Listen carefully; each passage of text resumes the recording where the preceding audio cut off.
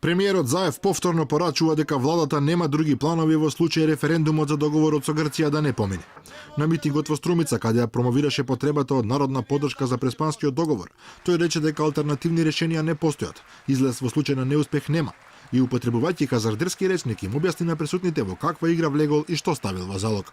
Немојте да мислите дека некој друг ќе не ја заврши работата, дека има некој резервен план. Нема. Ова е храбра битка. Играв со сите кецеви и џокери во ракав. Играв со мојот народ. Играв all in.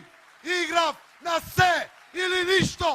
Повеќето владени представници постојано повторуваа дека Преспанскиот договор е нивниот единствен политички концепт кој мора да помине, или во спротивно земјата ќе се соочи со сериозна политичка и економска криза, изолација па дури и дезинтеграција.